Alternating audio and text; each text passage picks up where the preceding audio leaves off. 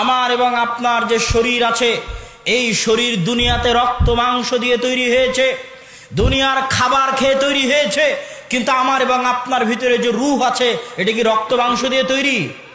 এটা কি দুনিয়াতে তৈরি? এটা ৪৪ দিন ফেরেশতা আসমান থেকে নিয়ে এসে মায়ের পেটে ফুঁকে দিয়ে গেছে। এটা সেই রূহ। এই রূহ বের হয়ে যাবে।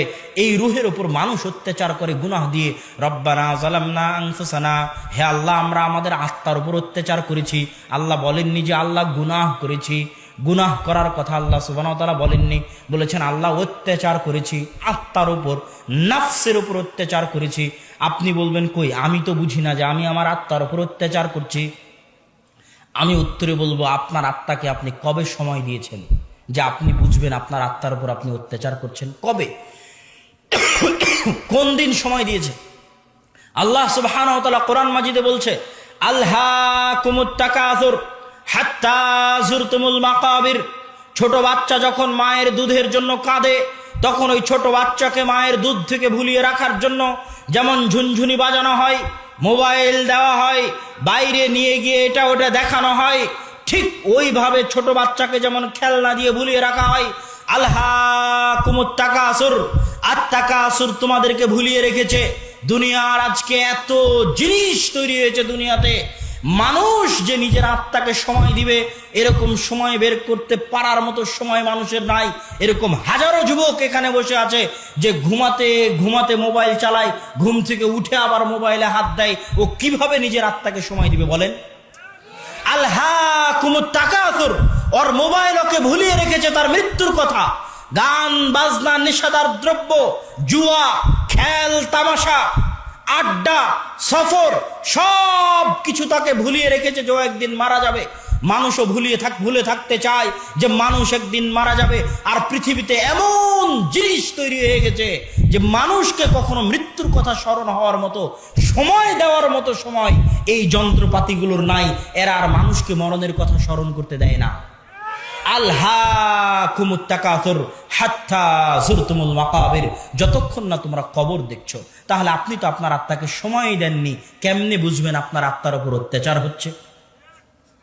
একদিন সময় দিয়ে দেখেন, রাতের অন্ধকারে ঘরের দরজা বন্ধ করে নির্জনে নিরিবিলি অবস্থায় নিজের অতীত, বর্তমান, ভবিষ্যৎ, অস্তিত্ব, মৃত্যু নিয়ে চিন্তা ভাবনা করে দেখেন।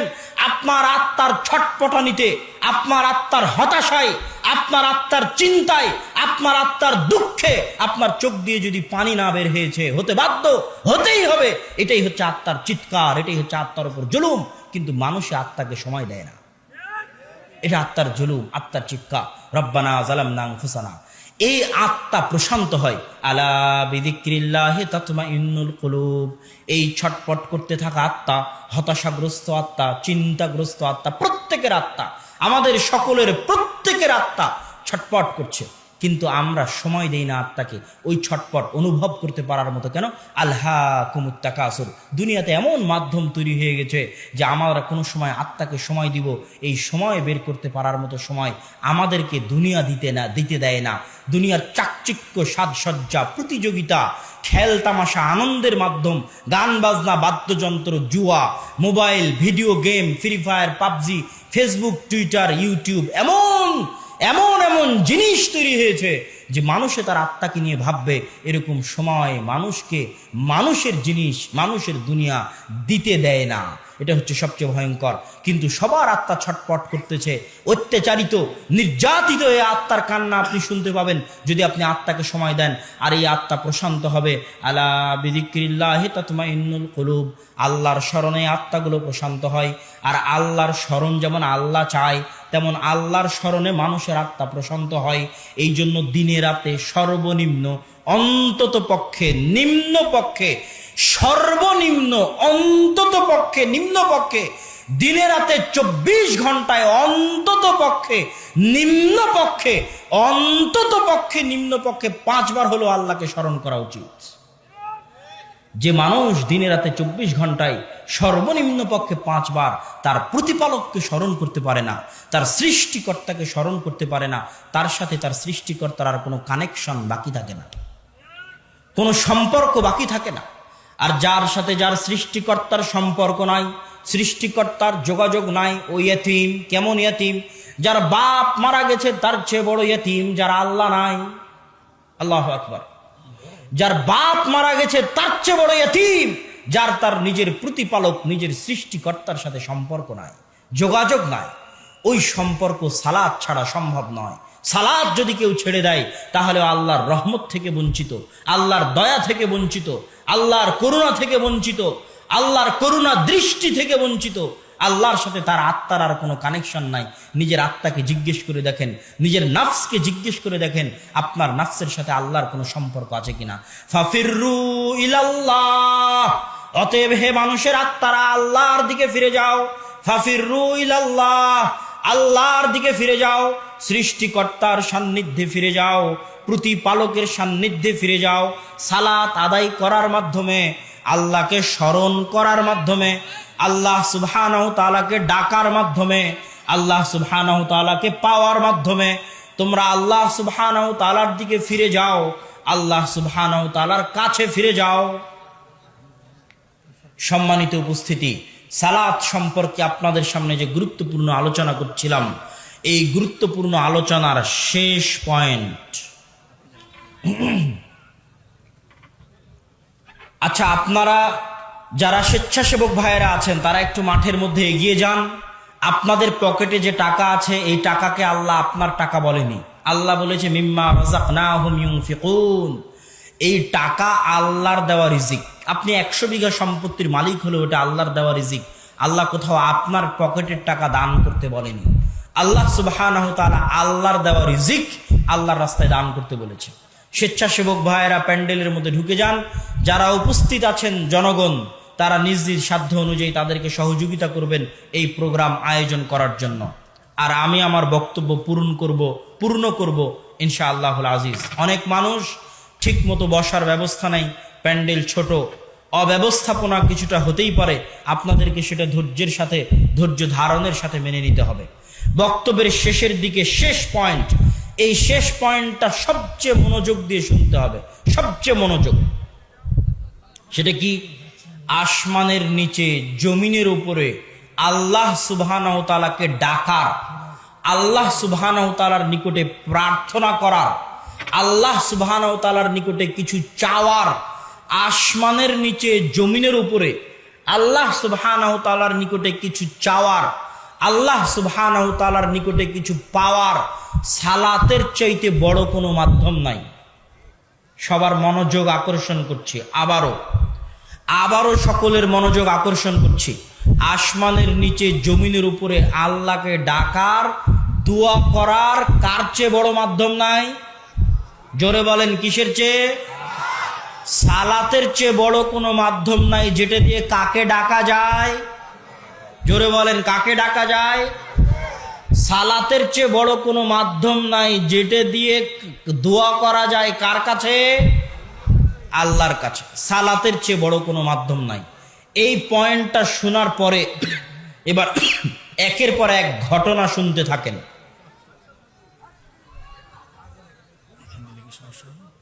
কোনো সমস্যা নেই।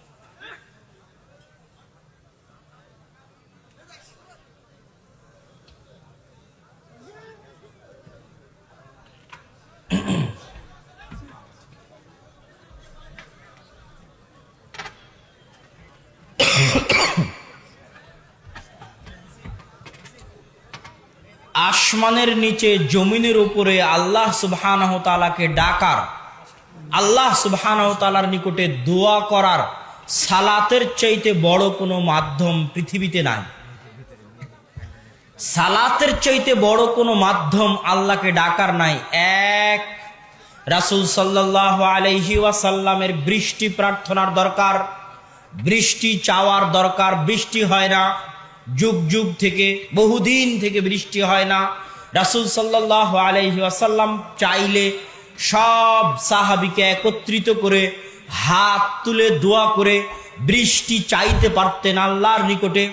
রাসূল সাল্লাল্লাহু আলাইহি ওয়াসাল্লাম হাত তুলে দোয়া করার মাধ্যমে একসাথে বৃষ্টি না চেয়ে মানুষকে নিয়ে চলে গেলেন মাঠে। মাঠে গিয়ে মানুষকে বলছেন সালাত আদায় করো বৃষ্টি চাওয়ার জন্য, নামাজ পড়ো বৃষ্টি চাওয়ার জন্য, সালাত আদায় করো বৃষ্টির দোয়া করার জন্য, নামাজ পড়ো বৃষ্টির দোয়া করার জন্য।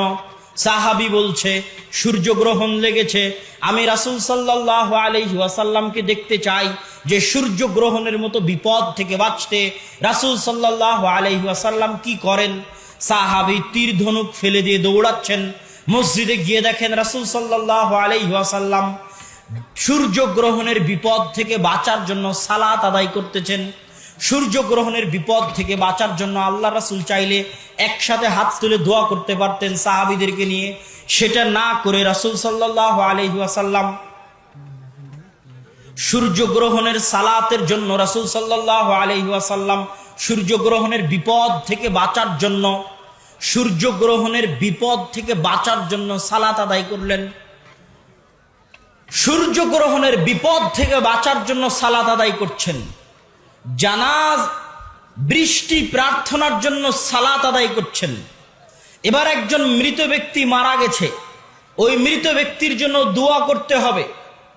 রাসূল সাল্লাল্লাহু আলাইহি ওয়াসাল্লাম মৃত ব্যক্তির জন্য দোয়া করবেন, তো সাহাবীদেরকে নিয়ে একত্রিত হয়ে একসাথে হাত তুলে কবরের পাশে দোয়া করতে পারতেন না এ কথা নয়।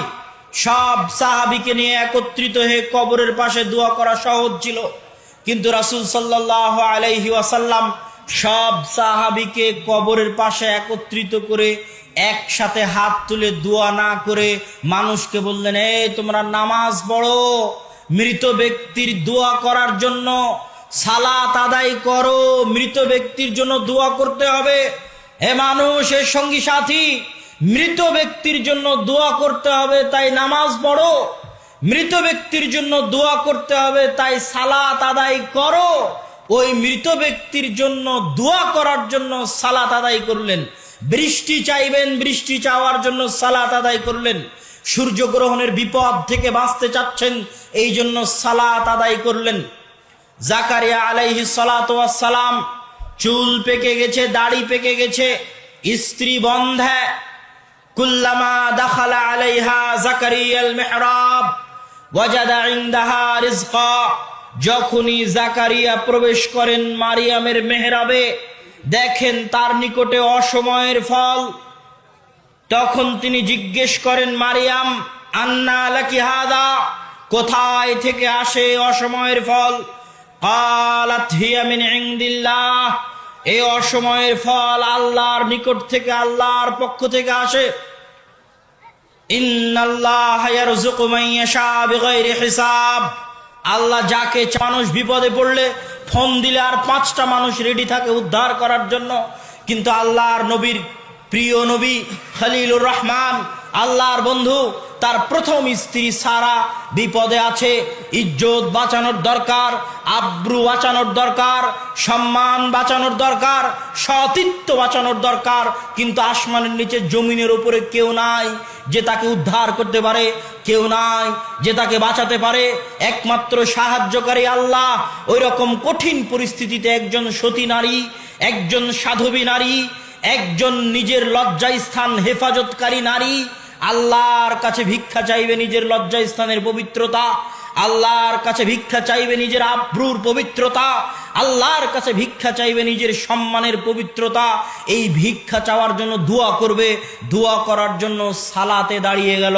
আল্লাহু আকবার। এবার আপনাকে বলি, সালাত শব্দের অর্থ কি বলেন তো? জোরে বলেন, সালাত শব্দের অর্থ কি? দোয়া করা। মানে আমরা যখন আল্লাহু আকবার বলে সালাত শুরু করি, তখন কি শুরু করি? জোরে বলেন, কি শুরু করি? আর যখন আসসালামু আলাইকুম বলে সালাত শেষ করি, তখন কি শেষ করি? কি শেষ করি? জোরে বলেন, কি শেষ করি? এখন এই দোয়া পৃথিবীতে আসমানের নিচে জমিনের উপরে আল্লাহর কাছে চাওয়ার সবচেয়ে বড় মাধ্যম, দোয়া করার সবচেয়ে বড় মাধ্যম সালাত। বৃষ্টি চাইবে নবী মুহাম্মদ, দোয়া করবে আল্লাহর কাছে বৃষ্টি চাওয়ার জন্য, সালাত আদায় করলেন। সূর্যগ্রহণের বিপদ থেকে বাঁচবেন, সালাত আদায় করলেন, মানুষের মৃত ব্যক্তির জন্য দোয়া করবেন, সালাত আদায় করবেন। নবী জাকারিয়ার সন্তানের দরকার, দোয়া করবেন, সালাত আদায় করলেন। সারার ইজ্জতের হেফাজতের দরকার, দোয়া করবেন, সালাত আদায় করলেন। আর আমার এবং আপনার গ্রামের মানুষ বলছে সালাত শেষ হওয়ার পরে যে হুজুর দোয়া করালো না, এই কথা বলা মানে ওই সালাতের অপমান করা, ওই সালাতের অপমান। যেই সালাত আসমানের নিচে জমিনের উপর কিসের সবচেয়ে বড় মাধ্যম? কিসের সবচেয়ে বড় মাধ্যম? যেই সালাত দিয়ে সারা নিজের ইজ্জত পেয়েছে, যেই সালাত দিয়ে জাকারিয়া নিজের সন্তান পেয়েছে, বন্ধা স্ত্রীর পেট থেকে বার্ধক্য অবস্থায় সন্তান পেয়েছে সালাত দিয়ে, সারা নিজের ইজ্জত হেফাজত পেয়েছে সালাত দিয়ে, নবী বৃষ্টি পেয়েছে সালাত দিয়ে, সূর্যগ্রহণের বিপদ থেকে বেঁচেছে সালাত দিয়ে। ওই সালাত যদি আপনার দুয়ার জন্য যথেষ্ট না হয়, তাহলে সালাত কাকে বলে এটা আপনি জানেন না। আপনাকে আরো 100 বছর পড়তে হবে সালাত কাকে বলে এটা জানার জন্য। রাসূল সাল্লাল্লাহু আলাইহি ওয়াসাল্লামের সাহাবীর ক্ষমার দরকার, জান্নাতের দরকার। আল্লাহ রাসূল ক্ষমার জন্য জানাজার সালাত কায়েম করলেন। জানাজার সালাতে শিখিয়ে দেওয়া আল্লাহ রাসূলের দুইটা দোয়া, কিয়ামত পর্যন্ত সকল আলেম ওলামা কবরের পাশে দাঁড়িয়ে একসাথে হাত তুলে দোয়া করতে গিয়ে যত দোয়া তৈরি করবে, ওই রকম হাজারো লাখো দোয়ার চাইতে উত্তম এবং শ্রেষ্ঠ দোয়া হচ্ছে জানাজার সালাতের এই দুটো দোয়া, যেটা আল্লাহ রাসূল শিখিয়ে গেছেন। আল্লাহর রাসূল দোয়া করার জন্য সালাত দিয়ে গেলেন। ওই সালাত যদি আপনার দোয়ার জন্য যথেষ্ট না হয়, মৃত ব্যক্তির দোয়া করার জন্য আল্লাহর রাসূলের দেওয়া সালাত যদি যথেষ্ট না হয়, তাহলে আপনি যদি বলেন যে দোয়া হলো না, হুজুরে দোয়া করলো না, তাহলে আপনি জানাজার সালাতকে অপমান করলেন। জানাজার সালাতের অপমান বরদাস্ত করার মতো নয়। জানাজার সালাতের অপমান আপনি কোন সাহসে, কোন বুদ্ধিতে, কোন হুঁশে জানাজার সালাতের অপমান করছেন? বলছেন দোয়া হয়নি। নাউযুবিল্লাহ ওয়াল ইয়াজ বিল্লাহ। দোয়া করার জন্যই তো জানাজার সালাত দেওয়া হয়েছে। এখন আপনার জানাজার সালাতের দোয়া মুখস্থ নাই, সেটা আপনার ব্যর্থতা। ওই জানাজার সালাতে দাঁড়িয়ে মৃত ব্যক্তির জন্য দোয়া করলে দোয়া যেই পরিমাণ কবুল হবে, ওই কবরের পাশে সবাই মিলে একসাথে দাঁড়িয়ে দোয়া করলে ওই দোয়া ওইভাবে কবুল হবে না। আল্লাহর কাছে কবুল হওয়ার জন্য সবচেয়ে বড় মাধ্যম হচ্ছে দোয়া চাওয়ার সালাত। সম্মানিত উপস্থিতি, সালাতের আলোচনার শেষে চলে এসেছে। আল্লাহ রব্বি জাআলনি মুকিমাস সালাহ ওয়া মিন যুররিয়াতি। আল্লাহ সুবহানাহু ওয়া তাআলা যেন আমাদেরকে এবং আমাদের বংশধরকে 5 ওয়াক্ত সালাত আদায়কারী হওয়ার তৌফিক দান করেন। আল্লাহুম্মা আমিন। সালাতের আলোচনার আরো একটা অংশ ছুটে গেছে, যেখানে আমি বিস্তারিত সালাতের আলোচনা করেছি, সেখান থেকে শুনে নেবেন। সেটা হচ্ছে শয়তানের ষড়যন্ত্র থেকে বাঁচার জন্য সালাতের ভূমিকা কি, সে আলোচনা থেকে শুনে নেবেন। আল্লাহ সুবহানাহু ওয়া তাআলা আপনাদের তৌফিক দান করুক। ওয়া আখিরু দাওয়ানা আনিল হামদুলিল্লাহি রাব্বিল আলামিন। তবে যাওয়ার আগে কিছুই না নিয়ে যেতে পারলে মাসিক আল ইতিসাম নিয়ে যাবেন। আর সালাতের উপর চমৎকার বই রাসূল সাল্লাল্লাহু আলাইহি ওয়াসাল্লামের সালাত বনাম প্রচলিত সালাত, এই বইটি গ্রামের মানুষের জন্য, সাধারণ মানুষের জন্য সহজ সরল গ্রাম্য সাবলীল ভাষায়, কোনো মারপ্যাচ ছাড়া সহজ ভাষায় লেখা এই বইটি আপনারা সংগ্রহ করবেন এবং মাসিক আল ইতিসাম সংগ্রহ করে নিয়ে যাবেন। এবং ছোট বাচ্চা কিশোরদের জন্য, ছোট বাচ্চাও তো নয়, কিশোর এবং যুবকদের জন্য কিশোলয় নামে একটা পত্রিকা বের হয় জামিয়া সালাফিয়া থেকে, ওটাও নেওয়ার জন্য যুবক এবং শিশু কিশোররা অবশ্যই অংশগ্রহণ করবেন। আগামী 11ই মার্চ আল জামিয়া সালাফিয়া দিনাজপুরের উদ্বোধন। দিনাজপুরের মাটিতে রংপুর বিভাগের জন্য 15 বিঘা জমির উপর। উক্ত উদ্বোধনে যদি আপনাদের পক্ষে অংশগ্রহণ করা সম্ভব হয়, দাওয়াত দিলাম, অংশগ্রহণ করার চেষ্টা করবেন। সম্ভব না হলে দোয়া করবেন আল্লাহ সুবহানাহু ওয়া তাআলা যেন কবুল করে। আল্লাহুম্মা আমিন। ওয়া আখিরু দাওয়ানা আনিল হামদুলিল্লাহি রাব্বিল আলামিন। আসসালামু আলাইকুম ওয়া রাহমাতুল্লাহি ওয়া বারাকাতুহু। ওই যে মানুষ সুদ খায়, ওই যে মানুষ ঘুষ খায়, যে মানুষ বিড়ি খায়, সিগারেট খায়, রাসূল সাল্লাল্লাহু আলাইহি ওয়াসাল্লামের ভাষ্য অনুযায়ী মাতা'মুহু হারামুন মালবাসুহু হারামুন মাশরাবুহু হারামুন, ওর খাদ্যদ্রব্য হারাম, ওর পোশাক হারাম, ওর পানীয় হারাম। ইন্নাল্লাহা তাইয়্যিব, আল্লাহ হচ্ছেন পবিত্র, আল্লাহ অপবিত্র জিনিস গ্রহণ করেন না, ওর সবই হারাম। ওর ইবাদত কি আল্লাহ গ্রহণ করবেন? করবেন না। এখন ওই সুদখোর যদি বলে, ঘুষখোর যদি বলে, ব্যাংকে চাকরি করে যে সে বলে, যার সকাল থেকে সন্ধ্যা পর্যন্ত হারাম ইনকাম, বাড়ি হারাম ইনকামে, কাপড় হারাম ইনকামে, খাওয়া হারাম ইনকামে, ও যদি বলে আমার ইবাদতই কবুল হবে না, তো কেন সালাত আদায় করব? বলতে পারে না? পারে না?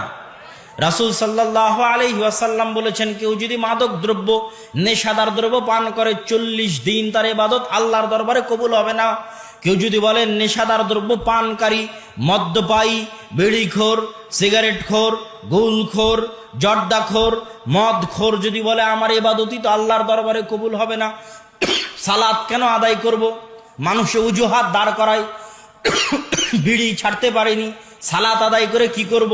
সিগারেটই ছাড়তে পারেনি, সালাত আদায় করে কি করব? আবার মানুষে আর এক মানুষকে খোটা দেয়, আরে তুই এই নামাজিকে দেখো, এই নামাজও পড়ে আবার বিড়িও খায়। মানুষও খোটা দেয়, সেও নিজেকে ধোকা দেয়, বিড়ি ছাড়তে পারলাম না, নামাজ আদায় করে কি করব? খুবই ভয়ঙ্কর, খুবই ভয়ঙ্কর। ইবনুল কাইয়িম রাহিমাহুল্লাহ লিখছেন যে তুমি যদি ঘুষখোর হও, ঘুষ খেয়ে এসে নামাজ আদায় করো। তুমি যদি সুদখোর হও, কোটি টাকা সুদ খাওয়ার পরে সালাত আদায় করো।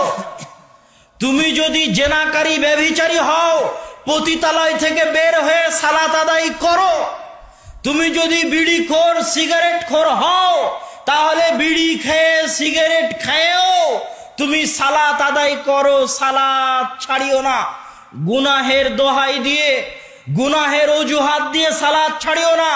যত বড় পাপী হও, যত বড় গুনাহগার হও, যত বড় গুনাহগার হও, যত বড় পাপী হও, সালাত ছাড়িও না। কেন? ইবনুল কাইয়িম রাহিমাহুল্লাহ বলছেন, তুমি যদি সালাত ছেড়ে দাও, একসাথে দুটো গুনাহ হবে। একে তো সুদ খাওয়ার গুনাহ, আর একটা হচ্ছে ওই সুদ খাওয়ার চাইতে লাখো গুণে, কোটি গুণে বড় গুনাহ, সালাত ছেড়ে দেওয়ার গুনাহ। তুমি এখন বিড়ি খালা, এই বিড়ি খাওয়ার গুনাহের চাইতে হাজারো গুণে, লাখো গুণে, কোটি গুণে বড় গুনাহ হচ্ছে সালাত ছেড়ে দেওয়ার গুনাহ। বিড়িও খেলে সালাতও আদায় করলে না, একে তো বিড়ি খাওয়ার গুনাহ, আর একে তো সালাত ছেড়ে দেওয়ার গুনাহ, যেটা বিড়ি খাওয়ার চাইতে লাখো গুণ, কোটি গুণ ভয়ঙ্কর, বিপজ্জনক, মহাপাপ, মহা অন্যায়। কেননা ওটা হচ্ছে আল্লাহর অর্ডার, আল্লাহর আদেশ। আল্লাহর আদেশ তুমি মানতে বাধ্য, যে কোনো পরিস্থিতিতে, যে কোনো অবস্থায়, যেখানে থাকো না কেন। কোনো অজুহাত দিয়ে আল্লাহর আদেশ, বিশেষ করে সালাতের আদেশ থেকে বাঁচার কোনো উপায় নাই। সালাতের আদেশ থেকে কোনো অজুহাত দিয়ে পালিয়ে বাঁচার কোনো উপায় নাই। বিড়িখোর হলেও সালাত পড়তে হবে, সিগারেটখোর হলেও সালাত পড়তে হবে, ঘুষখোর হলেও নামাজ আদায় করতে হবে, সুদখোর হলেও নামাজ আদায় করতে হবে, ব্যভিচারী হলেও নামাজ আদায় করতে হবে, পতিতালয় থেকে বের হয়ে এসে নামাজ আদায় করতে হবে। দিস ইজ দ্য অর্ডার, আল্লাহর আদেশ করতে হবে।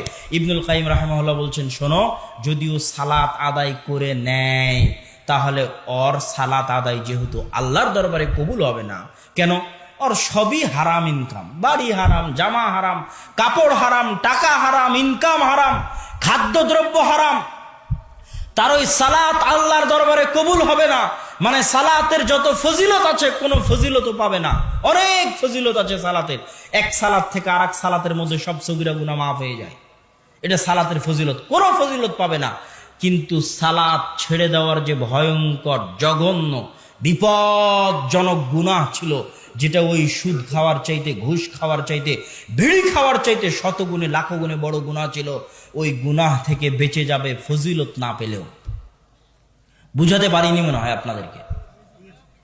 যদি আপনি বিড়ি খাওয়ার পরে সালাত আদায় না করেন, একসাথে দুটো গুনাহ, বিড়ি খাওয়ার গুনাহ, বিড়ি খাওয়ার চাইতে শতগুণে, লাখো গুণে বড় গুনাহ সালাত ছেড়ে দেওয়ার গুনাহ। সালাত আদায় করলেন, আপনার বিড়ির কারণে সালাত কবুল হয়নি, সালাতের কোনো ফজিলত পাবেন না। কিন্তু কি হলো? সালাত ছেড়ে দেওয়ার যে বিশাল বড় একটা গুনাহ ছিল, ওই গুনাহ থেকে আপনি বেঁচে গেলেন। বুঝাতে পারিনি মনে হয়, ওই গুনাহ থেকে আপনি বেঁচে গেলেন। সম্মানিত উপস্থিতি, সালাত কি জন্য এত গুরুত্বপূর্ণ বলছিলাম। আল্লাহ সুবহানাহু ওয়া তাআলা বলেছেন, আকিমিস সালাতা লিযিকরি, আমাকে স্মরণ করার জন্য সালাত আদায় করো। তো স্মরণ করাটা আল্লাহর কাছে কত গুরুত্বপূর্ণ যে মানুষে আল্লাহকে স্মরণ করুক, এটা আল্লাহ সুবহানাহু ওয়া তাআলার কাছে এত গুরুত্বপূর্ণ যে আল্লাহ সুবহানাহু ওয়া তাআলার নবী ইউনুস আলাইহিস সালাতু ওয়াস সালাম মাছের পেটে, আল্লাহর নবী যে মাছের পেটে আছে এটা কি আল্লাহ জানেন না? আল্লাহ জানেন না? জানেন না? জানেন যে তার নবী মাছের পেটে আছে। আমি যদি আপনার কাছের বন্ধু হই, আমি আপনার কাছে সাহায্য চাইনি, আপনি কারো মাধ্যম দিয়ে খবর পেয়েছেন যে আমি কোথাও অ্যাক্সিডেন্ট করেছি, আপনি দৌড়ে আমাকে বাঁচাতে আসবেন না? আসবেন না? আসবেন। যেখানে আল্লাহ জানে তার প্রিয় বান্দা শুধু নয়, তার নবী বিপদে পড়ে মাছের পেটে আছে, আল্লাহ দেখছেন, আল্লাহ জানছেন, আল্লাহ দেখছেন তার প্রিয় বান্দা, তার প্রিয় রাসূল, তার প্রিয় নবী বিপদে পড়ে মাছের পেটে আছে, কিন্তু আল্লাহ বলছেন আল্লাহ তাকে বাঁচাবেন না, আল্লাহ সুবহানাহু ওয়া তাআলা তাকে বাঁচাতেন না যদি না সে মাছের পেটে কাকে স্মরণ করত? আল্লাহকে স্মরণ করত। অথচ আল্লাহ জানে যে তার নবী মাছের পেটে। যদি তার নবী মাছের পেটে না বলতো লা ইলাহা ইল্লা আনতা সুবহানাকা ইন্নী কুনতু মিনাজ জালিমিন, এই দোয়া পড়ে যদি তার নবী মাছের পেটে আল্লাহকে স্মরণ না করত, অথচ আল্লাহ দেখছে তার নবী বিপদে, তারপরও আল্লাহ অপেক্ষায় আছে যাতে তার নবী তাকে কি করে? স্মরণ করে। তাহলে স্মরণ করাটা আল্লাহ কত কঠিনভাবে চায় যে তার নবী বিপদে পড়ার পরও আল্লাহ চাচ্ছে তার নবী তাকে স্মরণ করুক। আল্লাহু আকবার। মুসা আলাইহিস সালাতু ওয়াস সালাম, মুসা আলাইহিস সালাতু ওয়াস সালামকে আল্লাহ সুবহানাহু ওয়া তাআলা বলে নিযহাব ইলা ফিরআউন, যাও ফিরআউনের নিকটে, ইন্নাহু তাগা, ফিরআউন অহংকারী হয়েছে, ফিরআউনকে দাওয়াত দাও। মুসা আলাইহিস সালাতু ওয়াস সালাম সমস্যার ফ্রিস্তি আল্লাহর সামনে খুলে দিলেন। এক নম্বর সমস্যা জিহ্বার সমস্যা, তোতলা, কথা বলতে পারেন না। আচ্ছা, আল্লাহ সুবহানাহু ওয়া তাআলা কি আগে থেকে জানেন না যে তার নবী তোতলা? জানেন না? জানেন না? আল্লাহ সুবহানাহু ওয়া তাআলা চাইলে কি আগেই ঠিক করে দিতে পারতেন না? পারতেন না? আগেই ঠিক করে দিতে পারতেন। এবার যখন আল্লাহর নবী সমস্যা পেশ করতে গিয়ে বলছেন আমি তোতলা, তখনও চাইলে আল্লাহ ঠিক করে দিতে পারতেন যে তোমার তোতলা আমি ঠিক করে দিলাম, কুন ফায়াকুন, হাও হয়ে যাও, হয়ে যেত। আল্লাহ সুবহানাহু ওয়া তাআলা তাও করলেন না। একে তো আল্লাহ জানেন তার নবী তোতলা, ঠিক করেননি। দ্বিতীয়ত নবীতে সমস্যা পেশ করলো যে তার তোতলামি আছে, আল্লাহ ঠিক করেননি। আল্লাহ এবার নবীকে পাল্টা শিখিয়ে দিচ্ছেন, মুসা যদি তোতলামি ঠিক করতে চাও, জিহ্বা ঠিক করতে চাও, তাহলে আমার কাছে দোয়া করো। যদিও তুমি আমার নবী, আমি জানি তুমি তোতলা, আমি চাইলে ঠিক করে দিতে পারতাম আগেই, আমি চাইলে এখনো ঠিক করে দিতে পারি, কিন্তু যতই তুমি আমার নবী হও, মুসা নবী হওয়ার পরও, তোমার সমস্যা জানার পরও, তোমার সমস্যা সমাধান করতে পারবো এই ক্ষমতা থাকার পরও তুমি আমার কাছে চাও, রব্বি শরহ লি সদরি ওয়া ইয়াসসির লি আমরি ওয়াহলুল উকদাতাম মিন লিসানি ইয়াফকাহু কওলি। আল্লাহু আকবার।